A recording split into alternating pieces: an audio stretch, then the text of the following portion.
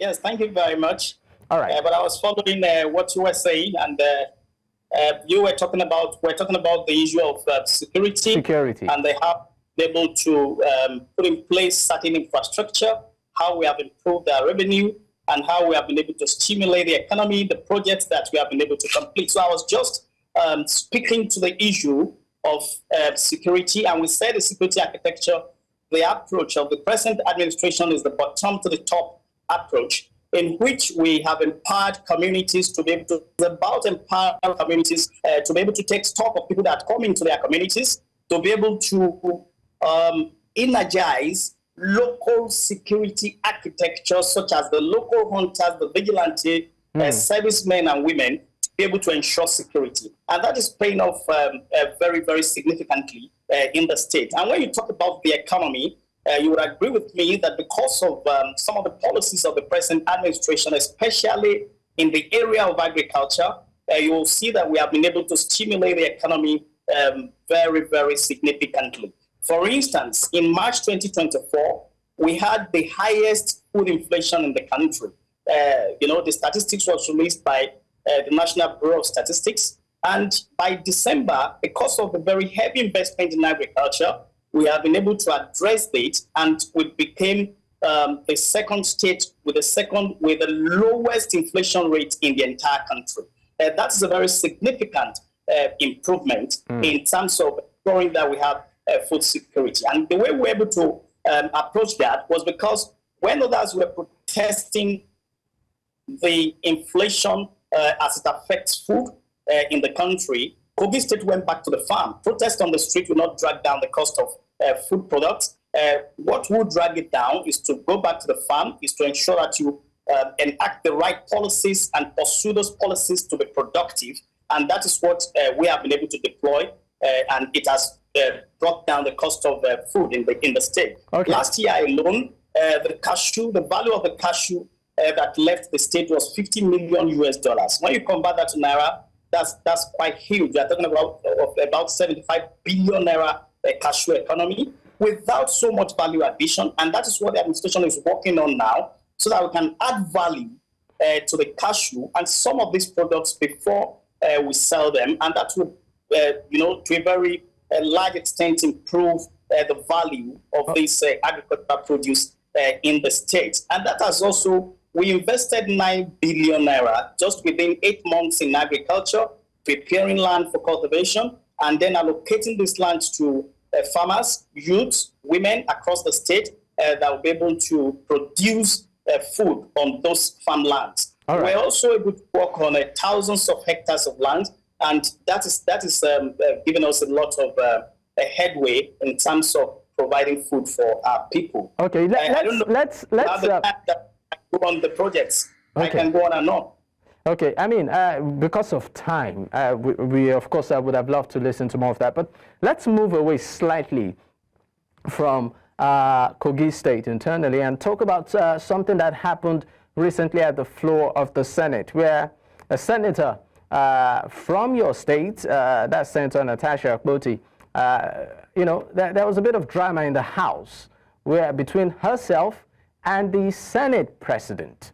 Where, of course, we saw, almost an exchange of words, and she was, asked to leave. I would like you, as a government, what is your reaction to, what happened on the floor of the Senate that involved a senator from your state? As a government, we would not want to comment officially on what happened.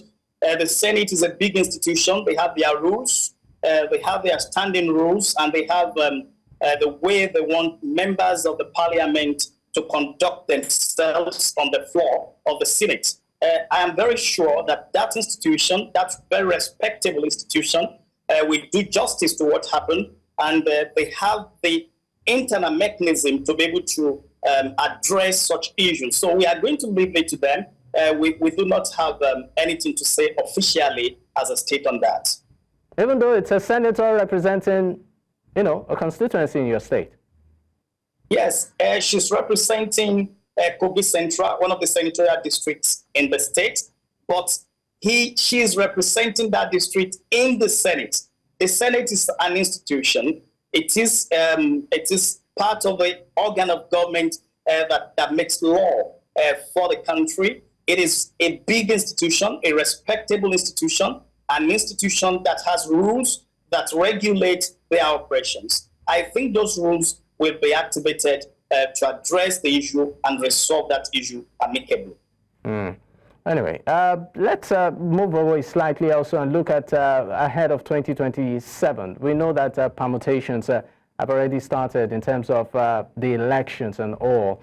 And I mean, there are talks as regards who the likely candidates are. And I mean, even though I understand that, we understand that you're a member of the All Progressives Congress, but there's also the Peter Obi force, even ahead of the next presidential poll. Should he choose to run, do you think your party stands a chance? You know, one of the simplest things to do is to be a member of the opposition. You have no job of governance. You have no job of implementing policies. So your job is to criticize those that are governing. So it is a very simple job to do. So we understand what the Peter Obi team is currently doing. But, you know, they did that in 2023, and they played up a lot of sentiments, but those sentiments failed.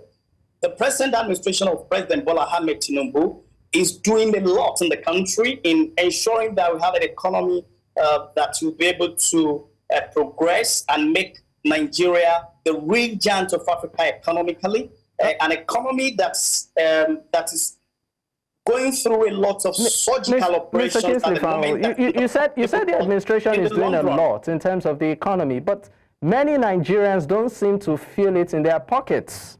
Many people live from hand to mouth. This is the reality. So how does this translate to progress? That's what I mean. What we are having now is what I call surgical operations. When you go through such procedures, it is initially very painful, but it is necessary for your health. So all those policies are necessary for the economic health of a nation.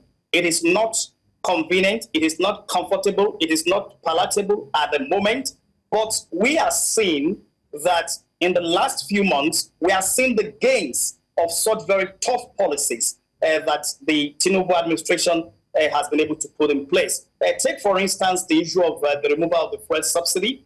That has brought more resources to the state to be able to carry out a lot of infrastructural development. And at the same time, you would realize that maybe just a few months ago, we're talking about 1,300, 1,500 naira for fuel. But what Tinubu is saying is that let the market forces determine how much we are going to sell fuel instead of defending fuel with our own resources. And you can see now that the competition that is coming from the producers is now ensuring that the cost, the prices of petroleum products are drastically coming down. You would see that the competition is going to even drag it down even further. So it's going to be a very good thing for the country. We are seeing the results. We are seeing the fruits already. It is no longer the promise, but we are seeing the fruits already. Well, maybe to you, yes, but I'm sure to many Nigerians that maybe might be watching and living, you know, from day to day, they may find this really hard to believe. That's anyway based on the, you know. Many Nigerians are buying fuel. Many Nigerians bought fuel 1,500 like 6 months ago, but they are buying it less than 1,000 naira now. And from way below 300 that the current administration met it. Yes, they met it at 300, but we were paying and now they buy it almost 1,000 naira. We are paying billions of dollars to defend it. So economically, it is self-deceptive. It's like deceiving yourself that you can sustain it. It is not sustainable. And that's what has thrown us to the kind of debt that we are in as a country. So we need to stop that. We need to stop deceiving ourselves and grow our economy and allow the market forces to dictate the prices of goods and services in the country. I'm sorry, I will stay with you on this. You talk about grow the economy, but even businesses, you know, local businesses, one question that is being asked is, what is the ease of doing business? You know, if we are talking about growing the economy, for instance, Nigeria is made up of many small businesses. It's a very typical one in Lagos, for instance, is logistics business, where you have delivery guys who deliver. But day on day, Many of them will tell you the horrors they go through, even from government officials, when it comes to running their business. So it looks like everything seems to bite on all sides. So I ask you again, where is the progress? Yes, the progress is, when you are talking about the ease of doing business, it is a whole gamut of economic indices that you are going to put into consideration. For instance, if you remove subsidy and you give more money to the states, they're able to put their infrastructure, such as road infrastructure, in a better shape. So if you are doing a logistic business, instead of spending so much money repairing your van on a weekly basis, that is going to be reduced. So it is an ecosystem, and it is dependent on the other one. So if you are talking about disturbances from government officials, those are government policies that could be resolved. It has nothing to do with the economic policies that is already paying off in our nation. All right, just in 30 seconds, what should the residents of Kogi State look forward to in the coming weeks? It is, Kogi has become a construction hub in the last 1 year. Constructions are going on, road constructions, infrastructure in educational institutions, and infrastructure that is affecting our healthcare delivery positively. They should expect more in the coming weeks, in the coming months, in the coming years. And you could see that the residents of the state are so happy with the administration of His Excellency Alhaji Ahmed Usman Ododo, because he has proven to be a true chief servant of the people, providing quality education, quality healthcare, better roads, and all of that to the citizens of the state. They should continue to trust the government to ensure security, which is the number one assignment of any administration. The security of the state is improving. It will improve even more. And we are going to do more in education, healthcare, as we are doing right now. If you see the primary healthcare centers, we are modernizing about 156, remodeling them to become better across the state so that they can render secondary healthcare services. These are some of the things that they will witness in the next weeks, months, and years. You have seen it already. Okay. They don't have a doubt in this administration. Okay. What I would tell them is to continue to support the administration to provide quality infrastructure, quality services to the people of the states. Okay, thank you so much, Honorable Kingsley Fanwo, Commissioner for Information and Communications. I mean, I would have loved us to continue, particularly on the issue of kidnapping and security, which of course we know that recently there was a very unfortunate incident that happened around the state, as regards kidnapping. But I believe we would have you again on the program to give us, an up-to-speed report and progress as regards security efforts in the state. But we are grateful for your time today. Thank you so much. It's been a pleasure. Thank you so much, Mr. Dakwan. Thank you, viewers around the world. I will always come back to News Central.